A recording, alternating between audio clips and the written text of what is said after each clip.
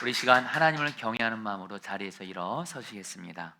하나님이 오늘 우리에게 주시는 하나님의 말씀은 마가복음 12장 18절부터 27절까지 말씀입니다. 부활이 없다 하는 사두개인들이 예수께 와서 물어 이르되 선생님이여, 모세가 우리에게 써주기를 어떤 사람의 형이 자식이 없이 아내를 두고 죽으면 그 동생이 그 아내를 취하여 형을 위하여 상속자를 세울지니라 하였나이다. 7형제가 있었는데 마디가 아내를 취하였다가 상속자가 없이 죽고, 둘째도 그 여자를 취하였다가 상속자가 없이 죽고, 셋째도 그렇게 하여 일곱이 다 상속자가 없었고 최후의 여자도 죽었나이다. 7사람이 다 그를 아내로 취하였으니 부활 때 곧 그들이 살아날 때에 그 중에 누구의 아내가 되리이까? 예수께서 이르시되 너희가 성경도 하나님의 능력도 알지 못함으로 오해함이 아니냐?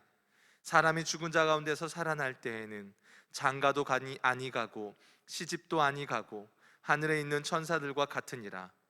죽은 자가 살아난다는 것을 말할진대 너희가 모세의 책 중 가시나무 떨기에 관한 글에 하나님께서 모세에게 이르시되 나는 아브라함의 하나님이요 이삭의 하나님이요 야곱의 하나님이로라 하신 말씀을 읽어보지 못하였느냐?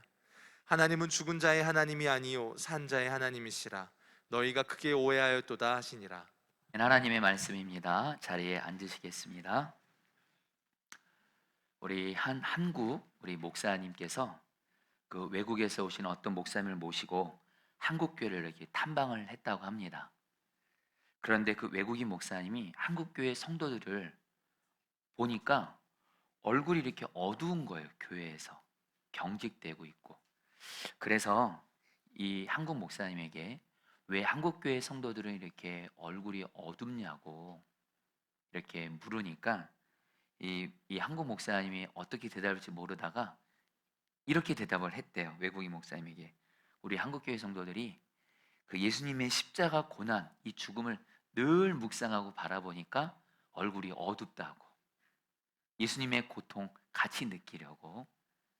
그러니까 이 말을 듣고 외국인 목사님이 이렇게 말씀하셨다고 합니다. 한국 교회 성도들은 예수님이 십자가에서 고난당하시고 죽으셨다가 다시 부활하신 것은 안 믿습니까? 이렇게 다시 말씀하시더래요. 자, 성도님들, 우리가 믿는 주 예수님 십자가 고난, 죽음 당하셨죠. 근데 그게 결론이 아닙니다. 예수님이 그 고난과 죽음을 이기시고 부활하셨습니다. 똑같이 여러분들, 예수 믿는 저와 여러분들, 그 부활이신 예수님이 지금 우리 안에 계십니다. 저 여러분들도 어떻게 돼요? 예수님이 고난, 죽음 이기고 부활하신 것처럼 우리 주님께서 우리도 고난, 죽음 이기게 하시고 살리시고 부활하게 하시는 줄 믿습니다. 이게 바로 뭐예요? 부활신앙이에요.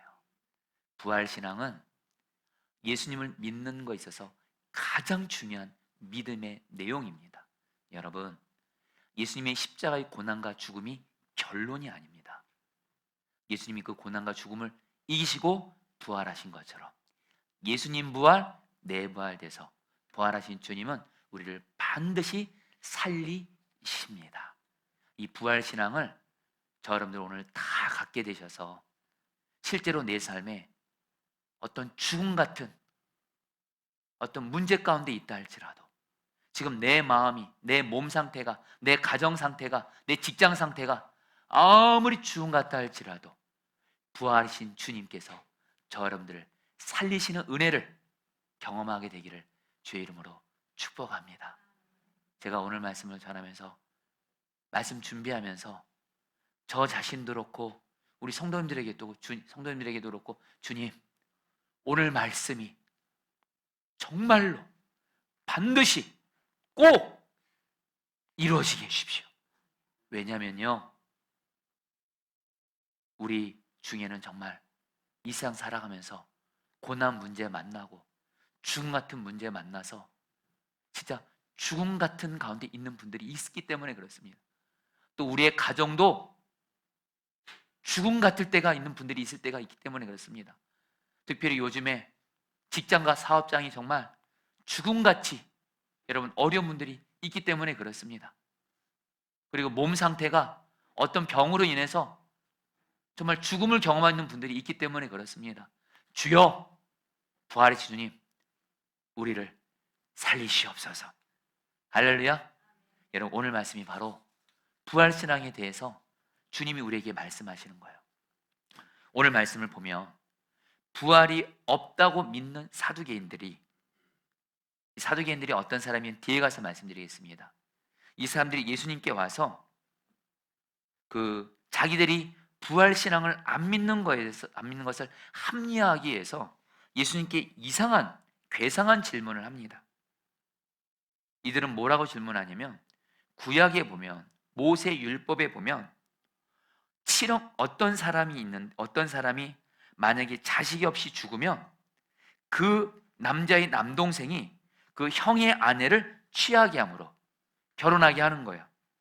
그러면서 어떻게 두 가지를 여러분 이렇게 하나님이 하게 하셨습니다. 하나는 대를 계속 잇게 하는 거예요.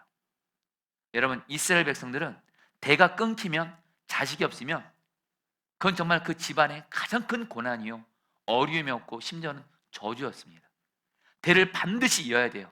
자식이 있어야 돼요. 근데 어떤 남자가 결혼했는데 자식이 없이 먼저 죽으면 그 남동생이 그 형수가 되겠죠. 형수와 결혼해서 자식을 낳게 해서 대를 잇게 하는 거예요. 그리고 또 하나 이유가 있습니다. 그 당시에 여자들은 과부가 되면 경제 활동을 할 수가 없습니다. 그렇기 때문에 이 약한 여자를 보호하기 위해서 하나님이, 여러분들, 어떤 남자가 결혼해서 자식 낳지 못하고 일찍 죽으면 그 형의 아내를 그 남동생이 책임지게 함으로 약한 여자를 보호하게 해주려고, 오늘날로 말하면 사회보장 제도입니다. 자, 그런데 이 사두개인들이 이 모세의 법을 가지고, 하나님이 아름답고 선한 의도로 만든 이 법을 가지고 오늘 말씀에서 괴상한 질문을 합니다. 예수님께서 말합니다. 7형제가 있는데 첫째가 결혼했는데 그만 자식 없이 그만 죽었어요. 그러면 여러분, 둘째 동생이 그러면 형의 아내를 취했는데 문제는 뭐냐면 이 둘째도 자식을 낳지 못하고 죽었어요. 그리고 또 이제 셋째가 또 첫째 형의 아내를 취했다가 자식 낳지 못하고 죽었어요. 결국에 7명까지 여러분들 그 첫 번째 형의 아내를 취했을 때, 나중에 정말 다 같이 부활한다면 도대체 그 여자는 7형제 중에 누구의 아내가 되느냐고, 이런 괴상한 질문을 이 사두개인들이 예수님을 함정에 빠뜨리기 위해서 합니다. 그러니까 예수님께서 그 말을 듣고 사두개인들에게 말합니다. 너희들이 성경도 제대로 모르고 하나님의 능력도 모른다고 하면서 부활의 때에는 장가도 시집도 가지 않는다고 하면서 사람들은 여러분 천사들과 같이 된다고 말씀하시면서 26절과 27절에서 이렇게 말씀하십니다. 오늘 주님이 우리에게 주시는 말씀입니다. 같이 다 함께 읽겠습니다. 죽은 자가, 시작. 죽은 자가 살아난다는 것을 말할진대 너희가 모세 책 중 가짓나무 떨기에 관한 글에 하나님께서 모세에게 이르시되 나는 아브라함의 하나님이요 이삭의 하나님이요 야곱의 하나님이로라 하신 말씀을 읽어보지 못하였느냐. 하나님은 죽은 자의 하나님이 아니요 산 자의 하나님이시라 너희가 크게 오해하였도다 하시니라. 여러분, 이 말씀이 무슨 의미냐면요, 먼저 여러분, 우리는 사두개인들이 어떤 사람들인지를 알아야 됩니다. 사두개나니까 머리가 4개 있는 그런 괴물 같은 사람이 아니고요, 그 당시에 제사장 계급 출신들로요, 그 유대 나라에서 굉장히 잘 나가는 상류층이었습니다. 왜냐면요, 그들은 그 당시 유대를 다스리는 로마의 권력과 결탁해서 사회적인 특권과 부와 명성과 성공을 누렸습니다. 그러다 보니까 여러분들, 이들은 부활을 믿고 싶지 않아요. 왠지 아세요? 지금 자기들이 로마와 결탁해서 돈 많아요, 성공했어요, 명성이 있어요, 큰 집에서 살아요. 이 세상이 너무 좋은 거예요. 근데 부활을 믿게 되면, 자기가 죽었다가 다시 살아나면, 새로운 세상 살게 되면 자기가 지금 누리고 있는 이 부, 명성, 권력 못 누릴까 봐 부활은 없다, 이렇게 믿은 거예요. 그리고 또 하나, 이 사두개인들은 여러분들 그 당시에 성경, 여기서 말하는 성경 구약 성경을 말합니다. 구약 성경 중에서 모세가 쓴 모세 오경만을 하나님의 말씀으로 믿었어요. 즉 창세기, 출애굽기, 레위기, 민수기, 신명기 요 5개의 말씀만, 여러분들 구약 성경 중에서 이것만 모세가 쓴 말씀만 하나님 말씀이다 믿었는데, 모세 오경에는 죽은 자가 살아났다는 부활에 대한 말씀이 없다라는 거예요. 그러면서 자기들은 부활을 안 믿는다는 거예요. 그래서 여러분 예수님이 이 사두개인들에게 너희들이 성경을 제대로 모르는구나, 하나님의 능력을 제대로 모르는구나 말하면서 예수님이 출애굽기를 말씀하십니다. 여러분 모세가 쓴 출애굽기를 보게 되면은 하나님이 모세를 시내산에서 부르실 때 하나님이 모세에게 자신을 어떻게 소개해요? 나는 너의 조상인 아브라함과 이삭과 야곱의 하나님이라고 당신을 소개하시면서 바로 하나님이 뭐라고 말씀하시는 거예요? 나는 아브라함과 이삭과 야곱의 하나님, 모세의 조상이거든요. 근데 이 아브라함, 이삭, 야곱은 죽은 자가 아니라는 거예요. 비록 그들은 이 땅에서 죽었지만 하나님이 하나님을 믿는 그들을 하나님의 능력으로 다시 살려주셔서 지금 하늘나라에서, 하나님 나라에서 하나님과 함께 살아있다라는 거예요. 그러면서 예수님이 결론 냅니다. 아브라함과 이삭과 야곱은 살아있고 바로 하나님은 죽은 자의 하나님이 아니라 죽은 자를 다시 살리심으로 살아있는 자의 하나님이시라고 예수님이 말씀하시는 거예요. 한마디로 여러분 오늘 말씀의 핵심은 한마디로 욕하면 뭐예요? 하나님은요 죽은 자를 다시 살리시는 부활의 하나님이시라는 거예요. 바로 이 부활의 하나님을 바로 믿으라는 거예요. 이 부활 신앙을 가지라는 거예요. 근데 여러분 이 사두개인들은 이 부활 신앙이 없었어요. 근데 여러분 안타까운 게 뭔지 아세요? 오늘날에도 예수님을 믿는다고 말하고 하나님을 믿는다고 말하지만 부활 신앙이 없는 성도들이 꽤 많습니다. 꽤 많아요. 여러분 부활 신앙 다른 거 아니에요. 죽은 자도 능히 살리시는 주님이 지금 나와 함께 계세요. 내가 믿는 하나님은 죽은 자도 다시 살리시는 하나님이세요. 그리고 무엇보다 주 예수님이 죽었다가 다시 살아나셨고 그 예수님이 우리 마음 안에 오셨어요. 그분과 나는 하나가 됐어요. 그럼 여러분 부활신앙은 뭐냐면요, 부활의 주님께서 우리가 살아가면서 어떤 죽음 같은 상황을 만나도, 어떤 죽음 같은 문제를 만나도 부활하신 주님은 반드시 능히 우리를 살리십니다. 이것이 바로 여러분 부활신앙이에요. 이 부활신앙이 있는 사람은요 얼굴이 어두울 수가 없어요. 부활이신 주님 때문에 주님이 나를 살리신다, 이 믿음으로 말미암아 언제든지 주님으로 말미암아 생명력이 넘치는 부활의 신앙을 갖게 되는 줄 믿습니다. 먼저 여러분 부활신앙을 가진 사람은요, 부활이신 주님은 내 마음이, 내 영혼이 아무리 힘든 상황이 있어도 주님은 나를 살린다, 이 믿음이 있어요. 그래 이 믿음을 가질 때 부활하신 주님은 우리를 어떤 죽음 같은 고난 속에서도 살려요. 여러분 제가 그 선한목자에서 사역할 때 다니엘 김 선교사님이라고 젊은 선교사님이신데 정말 귀하게 쓰임받는 선교사님 계세요. 아마 여러분 유튜브에서 다니엘 김 선교사님 말씀을 들은 분도 꽤 계실 거예요. 근데 이 선교사님이 그 말씀을 하시는데 이런 얘기를 하시는 거예요. 당신이 아시는 어떤 중국인 장로님이 계시대요. 이 장로님이 얼마나 귀하시냐면 북한 선교에 대한 그런 사명을 받으셔서 매일매일 북한으로 출퇴근을 하세요. 그래서 중국에 가서 당신이 만든 상품을 북한에 가서 팔면서 북한 사람들에게 복음을 전하는 거예요. 그런데 어느 날 다른 사람의 실수로 중국에서 북한으로 넘어오는 경계선에서 북한 군인들에게 잡히게 됩니다. 그리고 이 북한 군인들이 이 장로님이 중국인이다 보니까 죽이지는 못하고 감옥에 넣게 되는데, 어떤 감옥이냐, 1m 상자가 되는 감옥에다가 이 장로님을 집어넣었대요. 근데 그 감옥의 크기가 어떻다고요? 가로 세로 1m. 그리고 그곳에서 여러분들 빛도 없는 캄캄한 곳에서 여러분 하루에 한 번 구멍이 열리면 거기서 떡을 받아 먹는 거고요, 배설물을 그 안에서 처리하는데 웬만한 사람들은 그곳에 있으면 며칠 안 가다가 결국에는 죽는다는 거예요. 근데 이 장로님을 그 감옥 안에 집어넣었는데 이 장로님이 무려 3개월 동안을 거기서 살아있는 거예요. 경위 여러분들, 이 북한 군인들이 해도 너무 질기다.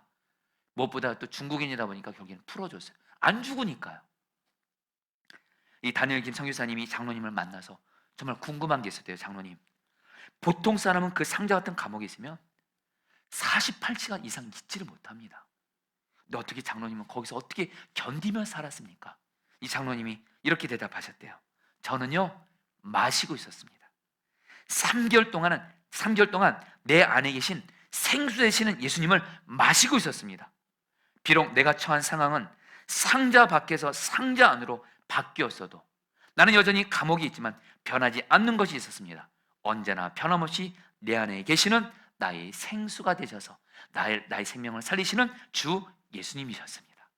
그 상자에서 나의 생수이시고 생명이신 예수님 바라보니까 그 죽음 같은 상황에서도 예수님이시는 생명으로 살 수 있었다라는 거예요. 할렐루야. 성도님들, 이 말씀을 여러분들에게 드리는 이유가 있습니다. 우리도 꼭 이 장로님이 갇혀있는 감옥이 아닐지라도 우리의 삶 자체가 죽음같이 힘들 때가 있습니다. 그때 여러분들, 내 안에 나의 부활이시오 생명이신 그 주님을 바라보고 붙잡고 나아가기만 하면, 마치 가지가 포도나무에 붙어있기만 하면, 비바람이 몰아치던 상관없이 붙어있기만 하면 포도나무에 있는 생명이 가지에 흘러 들어가 가지가 살듯이 여러분들은 나의 생명, 나의 부활이신 주님께만 꼭 붙어있으면 주님이 반드시 우리를 살리시는 줄 믿습니다. 여러분, 또한요, 부활이신 주님은 우리의 죽은 몸도 살리시는 분이세요. 병이 깊고 크다 할지라도 주님이 나에게 약속을 주셨어요. 뜻을 정하셨어요. 내가 너를 치료하겠다 하면 주님이 살리시는 거예요. 여러분, 오늘 일부 예배 때 한 세 가족 성도님이 오셨습니다. 근데 이 성도님이 암이세요. 이제 중요한 치료를 앞두고 저희 교회를 어떤 한 성도님과 함께 초청받아서 오셨어요. 근데 오늘 말씀을 들으셨어요. 제가 그 성도님에게 말씀드렸어요. 성도님이 이 교회에 온 거, 성도님이 오고 싶어서 온 것 같지만 아니에요. 성도님이 주님을 이곳에 보내셨어요. 그리고 바로 오늘 말씀, 죽은 자도 살리시는 주님, 이 말씀을 주셨어요. 제 아미를 하셨죠.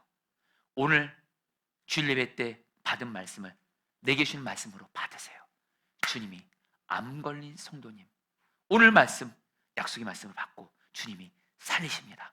이렇게 권면해드리고 기도해드렸어요. 성도님들, 내 몸의 상태함이 어떠하든 주님의 뜻이고 약속이 임하기만 하면 얼마든지 부활이신 주님은 우리를 살리십니다. 또한 우리의 삶을 살리세요. 우리의 가정을 살리시고 우리의 직장을 살리시고 우리의 삶을 살리세요. 여러분, 우리가 삶에서 아무리 주정 같은 문제를 만난다 할지라도 우리가 믿는 하나님은 죽은 자를 살리시는 하나님이세요. 또 우리 안에 계신 주님은 어떤 죽은 것도 살리시는 부활이신 주님이세요. 그 주님의 뜻이기만 하면 우리의 직장 상황이 아무리 죽은 것 같다 할지라도 주님은 능히 살리십니다. 책에서 읽은 얘기입니다. 이전에도 여러분들이 오래전에 나눴던 것 같은데, 어떤 한 성도님이 계신데 이분은 비료 공장을 하다가 그만 사업이 망하게 됐습니다. 그리고 많은 빚을 지게 됐어요. 여러분, 사업하시는 분들이 당신이 하던 사업이 부도가 나면, 망하면 그 자체로도 너무도 큰 충격이고 빚을 많이 지게 되잖아요. 이 성도님도 그랬어요. 그만 이것으로 인해서 신경쇠약에 걸리면서 정신병이 걸리게 돼서 정신병원에 입원하게 됩니다. 근데 감사한 게 이 성도님이 정신병원에서 예수님을 믿게 되고 예수님을 만나게 되고 예수님 붙잡게 되고 주님이 이 성도님의 정신병을 치료해 주셔서 정신병원을 나오게 된 거예요. 이럴 때 여러분, 남의 일이라도 아멘을 좀 기쁘게 해주세요. 여러분, 정신병에서 노인받는 게 얼마나 기쁜 일이에요. 근데 이 성도님이 나와봤는데 자기에게 남은 건 산더미 같은 빚밖에 없더래요. 사업 다시 시작 못할 것 같아요.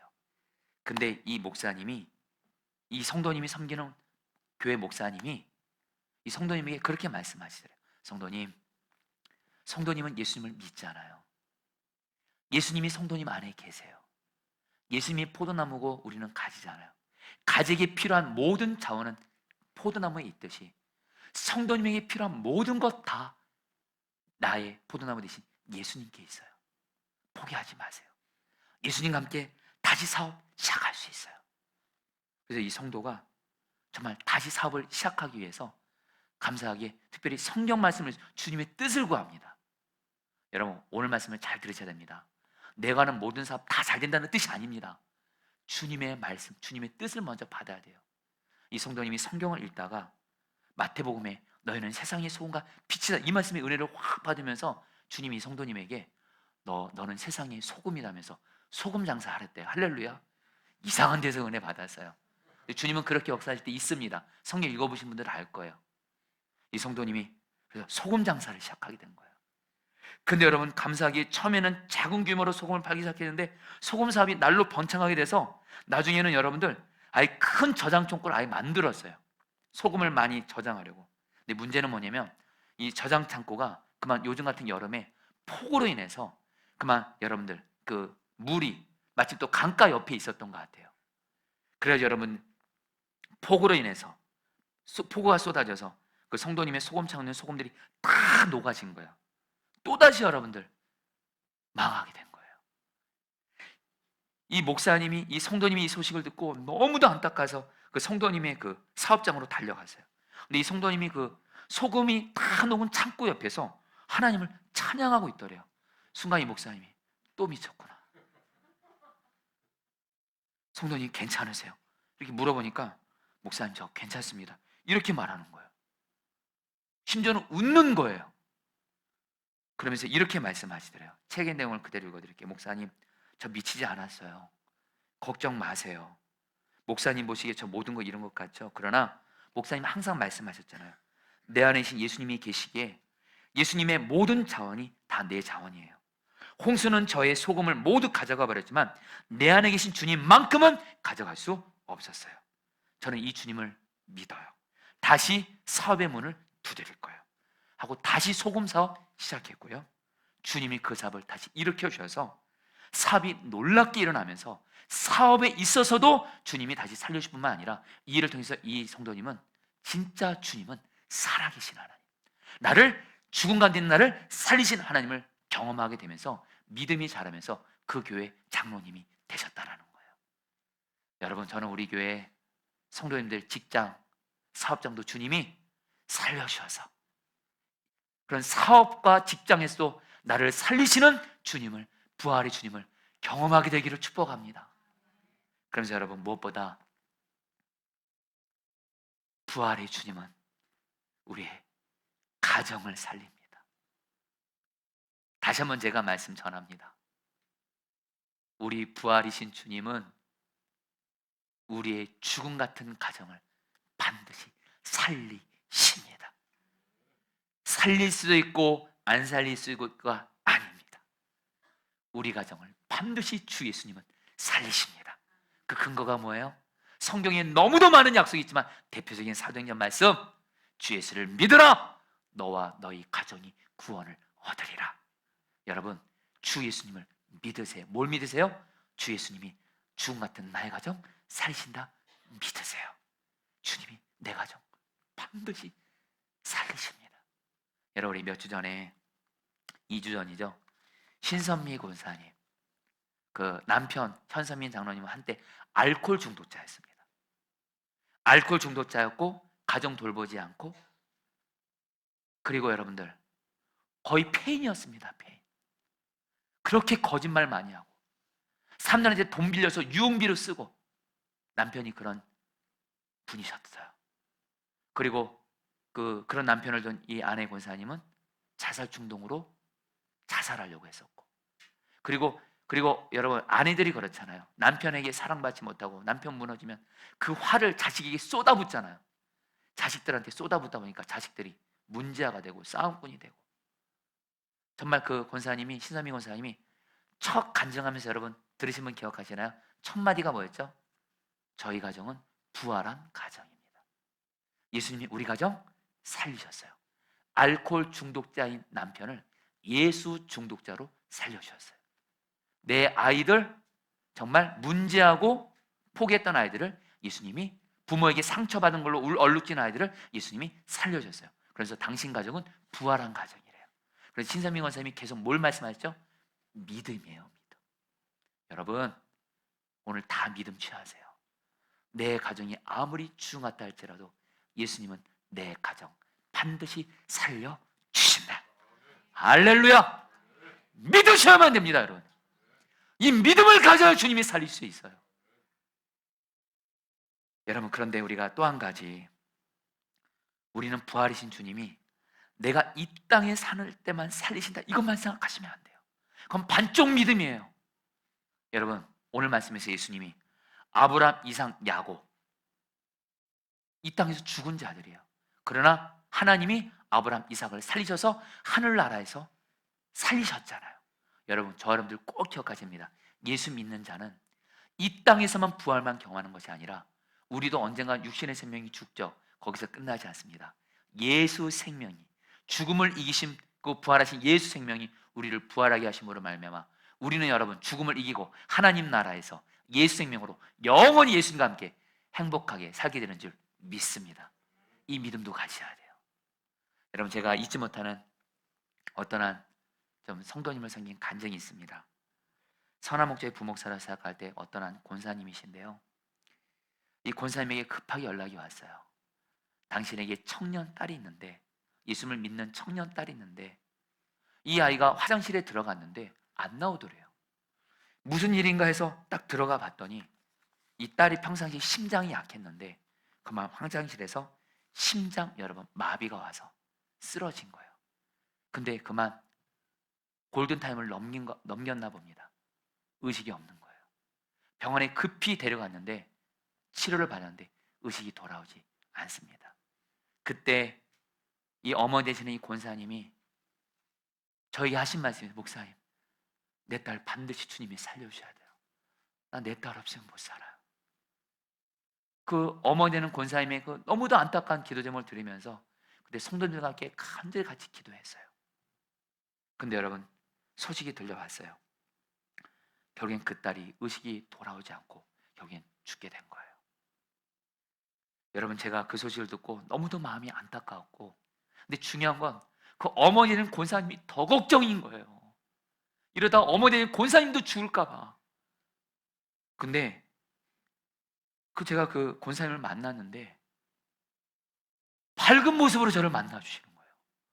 어떻게 되신 거냐 그러니까 이 권사님이 기도하는데 딸이 여러분 말 그대로 죽었어요.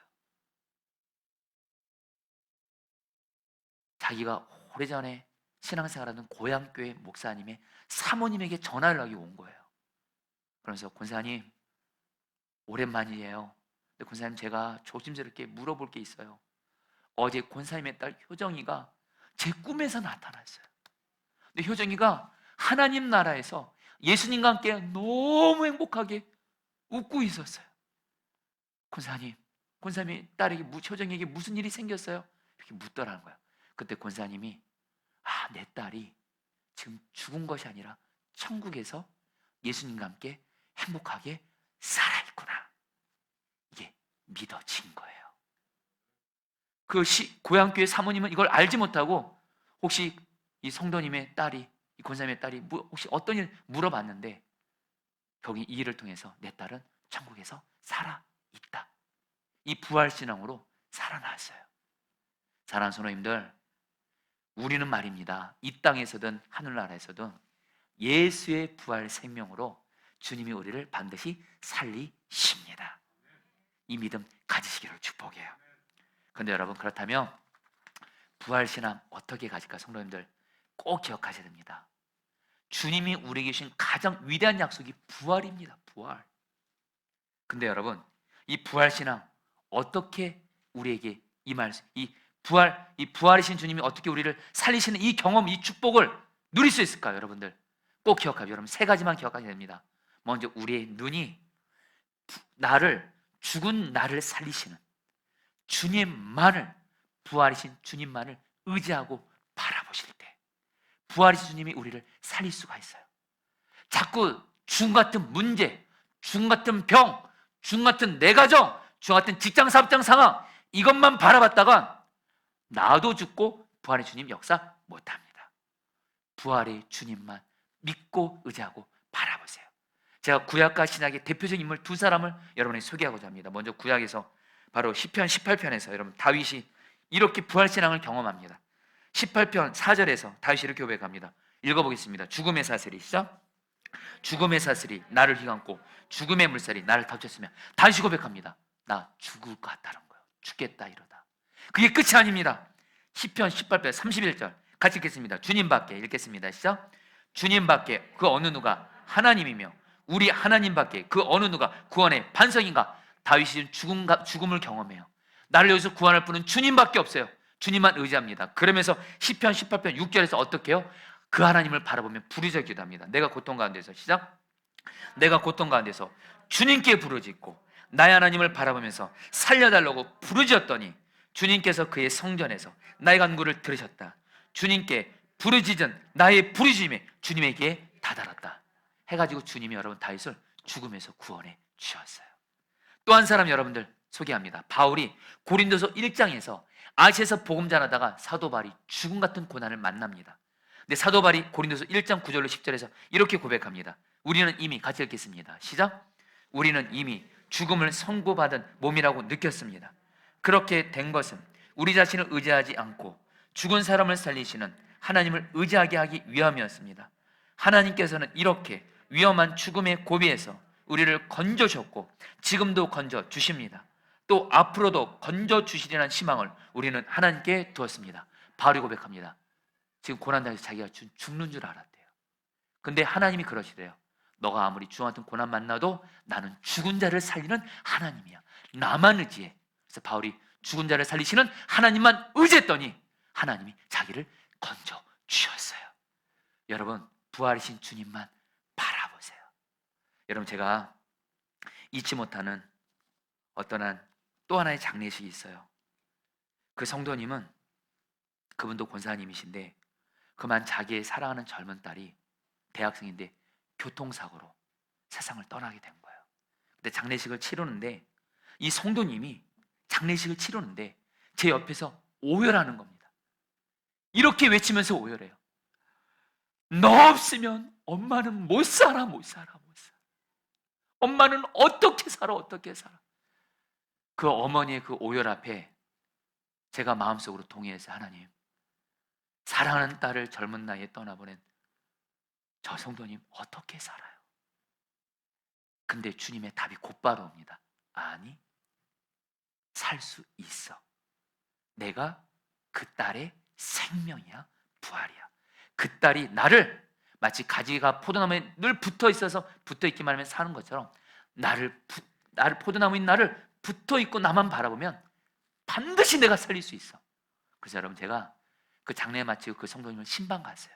그리고 제가 간절히 부탁했어요. 왜냐하면 여러분 사실 사랑하는 자식을 먼저 떠나보내는 이 고통은, 사랑하는 가족을 먼저 떠나보내는 이 고통은 사람이 겪을 수 있는 가장 죽음 같은 고통이잖아요. 이거는 경험하지 않은 사람은 모르는 고통이잖아요. 이러다가 이 성도님이 잘못될 것 같으니까 그 성도님에게, 성도님, 예수님 포도나무 성도님 가지예요. 예수님만 죽으라고 붙잡으세요. 예수만 바라보세요. 죽은 딸 묵상하지 마시고 예수만 바라보세요. 감사하게 성도님이 마음을 받아주셨어요. 그리고 예수만 붙잡았어요. 이 성도님이 저에게 훗날 저에게 어떻게 고백하시는지 아세요? 그대로 제가 그 성도님께 저에게 말씀해 준 걸 고백합니다. 목사님, 나 딸 없으면 나 죽는 줄 알았어요. 근데요, 예수님이 나의 생명 되셔서 나 지금 예수 때문에 살고 있어요. 할렐루야. 여러분, 예수님이 우리의 생명이세요. 또 하나, 여러분들 내 눈은 예수님을 바라보시면서 내 입술은 계속 예수님이 나의 생명이십니다 입술로 선포하셔야 돼요. 여러분 제가 오래전의 일입니다만 어떤 사람으로부터 심한 말을 들어서 너무 상처가 커서 그만 제 마음이 완전히 무너져서 제가 진짜 몸은 살아있어도 마음이 완전히 죽으니까 죽은 사람같이 되더라고요. 그때 살기 위해서 기도하러 가는데 기도도 안 나와요. 너무 제가 죽을 것 같아서, 그 사람의 말로 너무 상처받아서 그때 제가 주님께, 주님 저 이러다 죽을 것 같아요. 마음이 너무 괴로워서 그때 주님이 저에게 주신 말씀이 있습니다. 너 제발 느낌, 기분, 감정을 붙잡지 말라. 신앙은 느낌, 기분, 감정이 아니고 말씀을 붙드는 거다. 나는 포도나무, 너는 가지, 내가 너의 생명이라 외치라고 그러시더라고요. 여러분, 그때 저는 제 느낌, 기분, 감정에 상관없이 예수님 포도나무, 나는 가지, 예수가 나의 생명이십니다 외쳤을 때 지금도 잊지 못합니다. 그때 제 안에 계신 주님이 한순간에 저를, 제 마음을 살리시더라고요. 여러분, 부활이신 예수님을 입으로 선포하세요. 따라하겠습니다. 예수가 나의 부활입니다. 예수가 나의 생명입니다. 그러면 항상 살려주실 거예요. 아멘. 마지막입니다. 여러분에게 이 부분을 마지막으로 간절히 나누고 마치고자 합니다. 여러분, 여기까지 가셔야 돼요. 여러분, 오늘 말씀에서 사두개인들은 모세오경에 부활이 없다고 말하는데 예수님은 아니라는 거예요.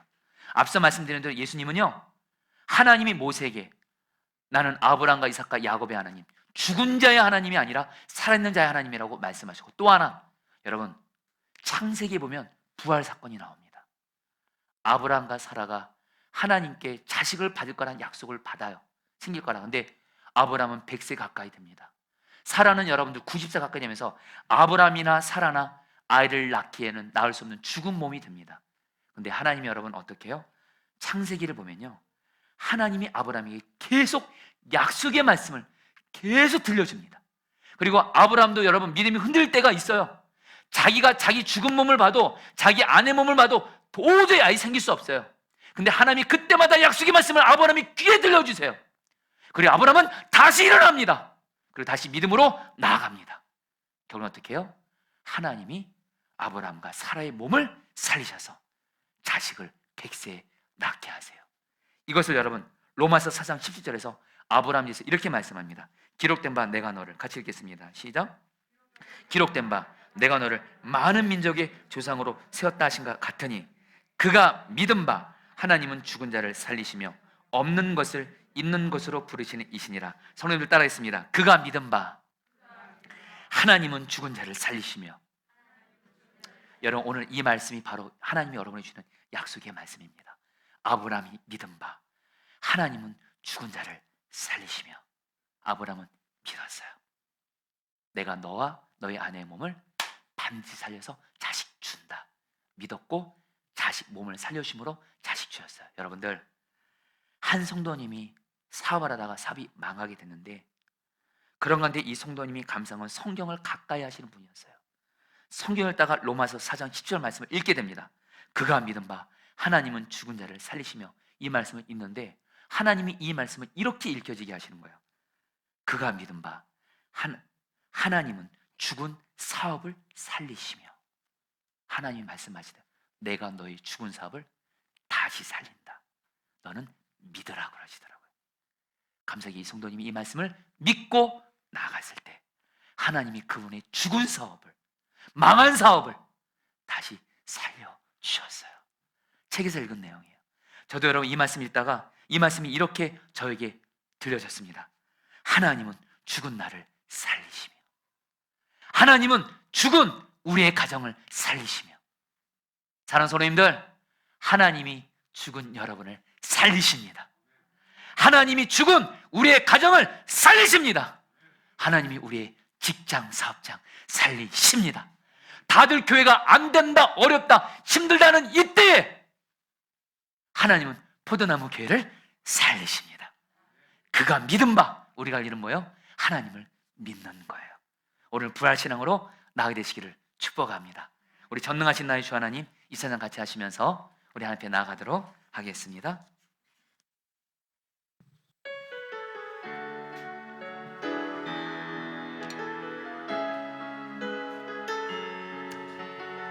우리 전능하신 부활이신 하나님을 바라보면서 찬양하겠습니다. 전능하신 나의 주 하나님은, 전능하신 나의 주 하나님이 능치 못하실 일 전혀 없네. 능치 못하실 일 전혀 없네. 우리의 모든 간구도 우리의 모든 생각도 우리의 모든 꿈과 모든 소망도 신실하신 나의 주 하나님은 신실하신 나의 주 하나님이 우리의 모든 괴로움 바꿀 수 있습니다. 우리의 모든 괴로움 바꿀 수 있는 불가능한 일 행하시고 불가능한 일 죽은 자를 일으키시니 그를 이길 자 아무도 없습니다. 주의 말씀을 의지하여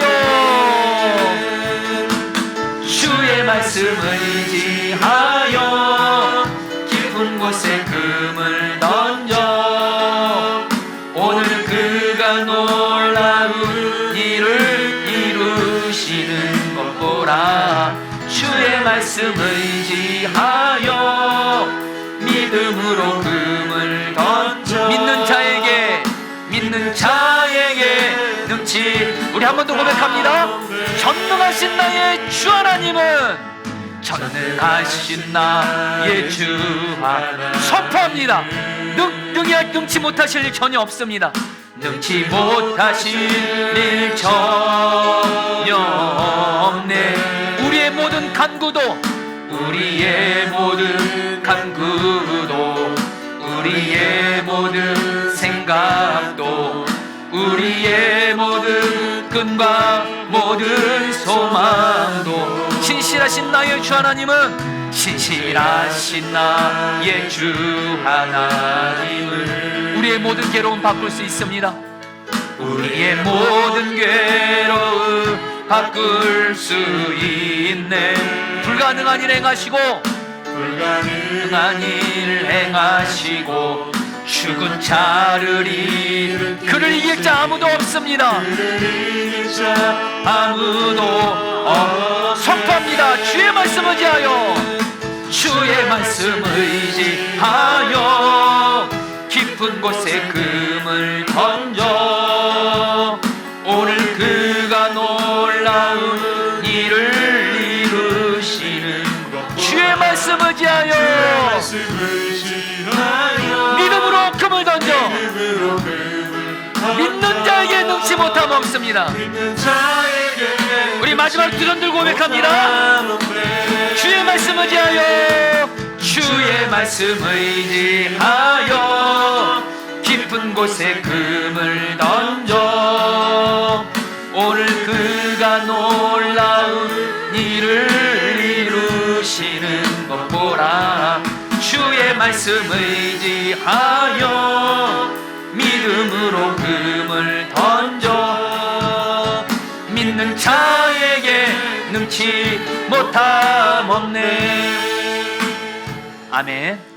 자, 사랑하는 성도님들, 이제 성도님들의 눈을 죽은 자도 살리시는 부활이신 하나님께 고정하십시오. 하나님을 바라보시면서 여러분의 길은 오늘 이 말씀을 들으십시오.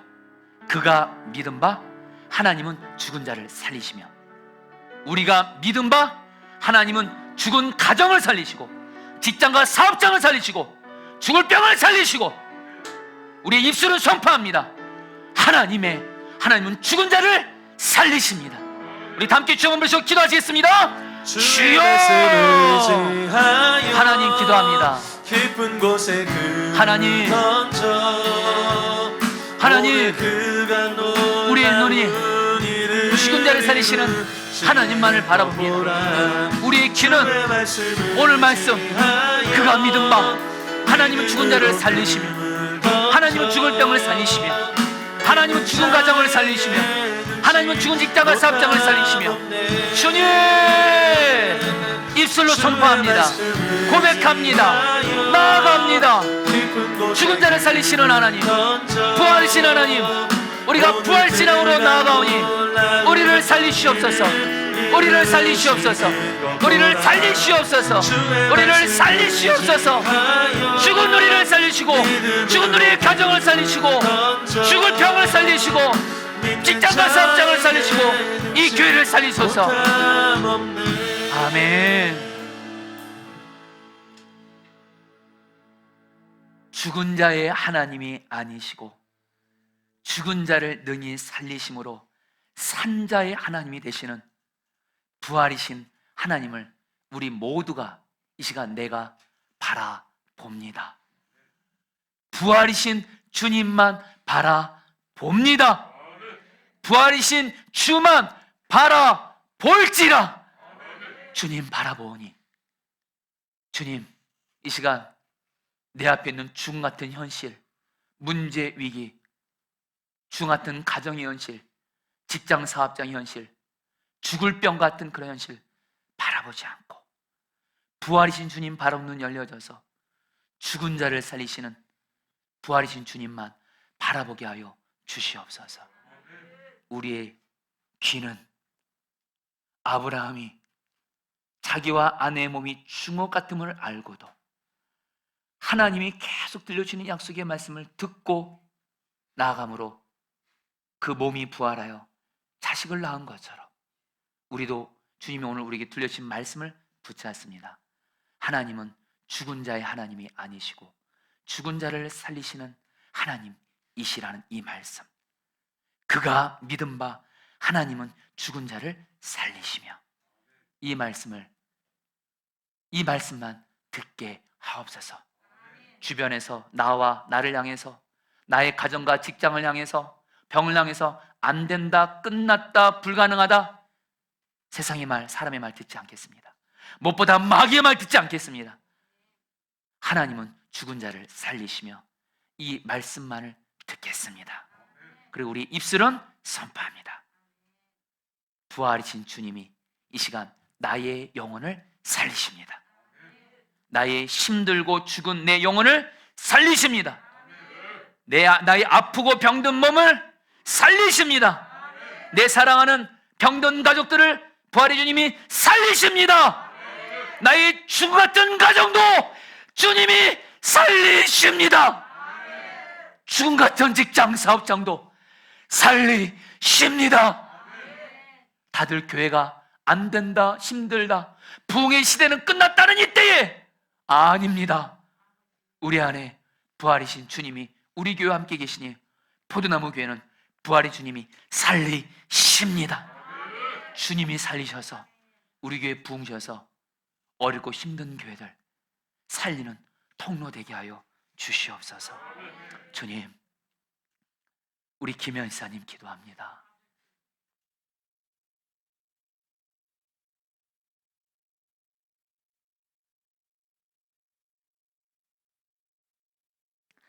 죽은 자도 능히 살리시는 주님께서 지금까지 김혜원 집사님 병원에서 죽을 수도 있다는데 지금까지 살려주신 거 감사하고, 주님 살리십시오. 사랑하는 남편, 자녀들, 엄마, 아빠, 김현사님 꼭 다 보게 해 주십시오. 주님, 특별히 우리 사랑하는 성도들 중에는 사랑하는 가족을 먼저 떠나보낸 이들이 있습니다. 사랑하는 자식을 떠나보내고 사랑하는 가족을 떠나보낸 성도들이 있습니다. 주님, 예수님이 그 성도님의 생명이고 부활이십니다. 살리시옵소서. 우리나라 현실 지금 너무 어려워 보입니다. 그러나 사실 하나님, 우리나라를 살릴 수 있는 분은 정말 세상에 있는 힘 있는 사람들은 아닙니다. 오직 하나님이 죽은 우리나라를 살리시옵소서. 그리고 저 북한 국민들은 굶어 죽어가는데 계속 미사일 쏘는 저 북한 살릴 분은 오직 주님이시오니 북한 살리시옵소서. 열방 주님 살리시옵소서. 이 시간 마음을 들여서 물질 헌금을 드렸습니다. 이 헌금이 생명을 살리는 주님의 역사에 쓰여지게 하여 주옵시고, 특별히 주님, 우리 성도들 중에 지금 물질 어려우신 분들이 있습니다. 물질에 있어서 죽음을 경험하는 이들이 있습니다. 주님, 물질에서도 주님이 우리를 살리시옵소서. 지금은 주 예수 그리스도의 은혜와 하나님 아버지의 사랑하심과 성령의 교통하심과 충만하심이 오늘 말씀을 통해서 부활이신 주님만을 바라보면서 부활신앙을 갖기로 결단하며 나가는 사랑하는 모든 성도님들 한 분 한 분 위에 영원히 함께 하시기를 축원하옵나이다.